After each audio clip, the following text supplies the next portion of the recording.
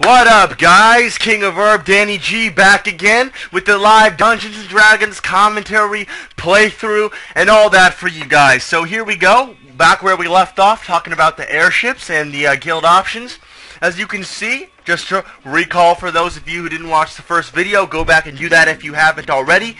Guild, DWAT, level 91, legendary shout out to these guys, they're a great guild, legendary players, everyone's great, the community's great. And we're going to continue on talking about the airship access. So here we have the airships, which are set up by the guild masters, in which they can have a guild airship where a variety of members from the guild can pay and unlock different perks and abilities for the guild to have temporarily. They all last an hour. So as you can see, I'm heading in to buff up for a quest. We're about to run Monastery of the Scorpion with this group. Of course, Victor being part of DWAT, and we're gonna have a great time. But first, we gotta buff up, get all the essentials. You know, the strength shrine, the con shrine. We're getting all ready to go.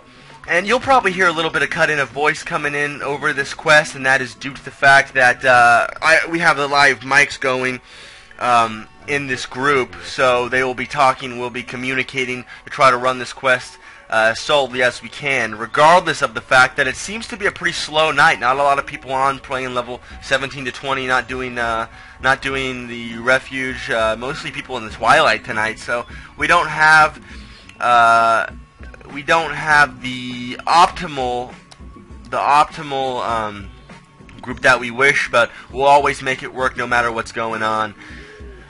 So yeah, we're just grabbing up buffs, and I think this was a great addition to DDO, something that pretty much every other MMO has yet to implement, a guild ship where you can get a variety of buffs and, you know, a place to even get different potions, and you can get different vendors on the ships. Like, it's a great thing that they added, because honestly a lot of games are missing it, and it really adds to the gameplay experience and really helps out. I mean, especially in this game that is so stat driven, the little tiny amounts of additions to your stats can mean all the difference between high hits, low hits, saving against trap rolls, not saving against trap rolls. So here we go, we're questioning the barbarian in the party. Yeah. But as I was saying, yeah, it's a great addition to a great game, and I think without it, I mean, and look at it, it's just, in general, besides the stat attributes that it gives you, it's just a pretty sick thing in general to have for a ship, a place where all the members are represented, you can go get buffs. I mean, and especially one of the greatest buffs, I should say, of the airships is definitely the experience shrine.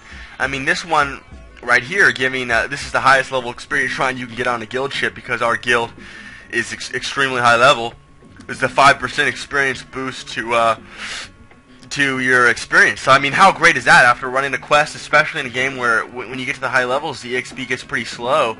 I mean, getting a boost like that is huge. So I mean, it's a great thing in general. Obviously, it takes a little bit to get all these buffs because there's so many. But I mean, look at this buff row coming up here. A lot of them are resistances, you know, stat boosters, a couple other small things, you know.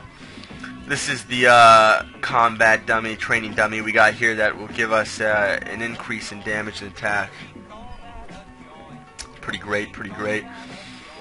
Then after this, we'll be heading over to the refuge to get prepared for Monastery of the Scorpions, one of the great quests for farming to get leveled up from after the Veil of Twilight quest, get to that cap, or at least get to 20 with Monastery of Scorpion, the great quest. And recently, I think it's gotten more difficult. I mean, not incredibly recently, but over, I think, a month ago or so, they had an update which pretty much put the trap saves and damage and leveling was just ridiculous, but I think they definitely fixed that from the last time I played this. It seemed back to the usual. But yeah, a challenging quest, I'd say, for the majority of the players. But you know, the better the group you play with, the better you do. So hopefully this goes well. You know, we're doing the live commentary, live playthrough. We're not, you know, screwing around with this bullshit, trying to just get the best clips. And here we go, heading over to Cyber Atoll. Okay, not bad. Jesus Christ, I remember coming to Cyber Toll my first time. I was just like completely, my mind was fucking blown. I was like, dude, what the fuck? Like, DDO, it's one of those games. I think the community is like, I like the community as a whole, but they're not the most friendly in starting to figure out the game and definitely the areas. I remember joining a lot of groups level 15 to 20 where I was like, oh, could you please share the quest, which is an option that allows your party to help show you where the quest is. Oh, can you share the quest? Kicked from the group immediately. And I think that's just ridiculous. I mean, why, if you love a game, you think it's a great game, why would you harm the game's player community base by just being rude to the new members? I mean, I think it's just ridiculous and outstanding that they just can't, they think it's, snooby or whatever, that someone doesn't know where a quest is when they could be a perfectly great player. And so that's why I've always tried to treat other players, especially the new players, with respect and just letting them get involved in the game, because it's a great game, and ruining someone's experience like that, it can really ruin somebody's experience in wanting to play a game if they join the community is immediately hurting them. And let me tell you, these guys. Okay, guys, buffed up, heading over, and we're streaming right now. Sweet. Okay. Hi, Mom. Hi, Mom, dude. Yeah. Okay.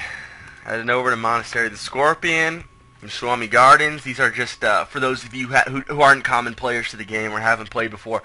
These are just little mini kind of explorer grounds between the different dungeons going on in the game. You have to roll through a lot of these to get to the dungeons, and obviously the higher level quest, higher level dungeon, the harder these adventure grounds are. As you can see, we have the Slayer count, rare encounters, and Explorer, all things that you get from all things you get from running through these grounds. Some of the color commentary spills over into group chat. Are you guys hearing some of that? Maybe.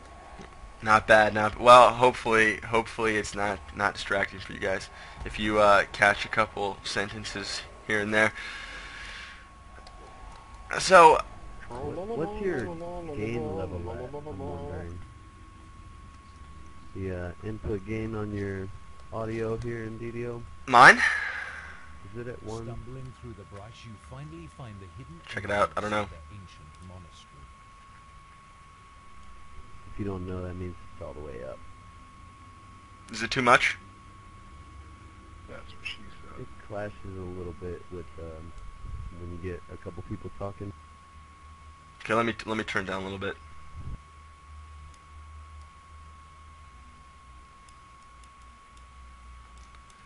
These guys, is that any better? No, say something while I'm saying something. Is that any better at all Something. for hearing? Craptacular. Great. Okay, so as we were saying, Okay, we're waiting on you. we're just waiting up at the Monastery Scorpions, quest entrance, waiting for the rest of the group to show up. Looks like right now we're just waiting for I'll just stand here and do one of our arcane wizards. While we wait, I guess we could do a little dance. That would be great. That'd be cool. Ooh, swag ass moves. Yo, could you teach me how to Dougie? Know why? 'Cause all the bitches love me. That's right there. We get some swag dances in DDO. I mean, the dances especially, in my opinion, personally, the sole purpose of this entire game is the bear dance 2 for the druid.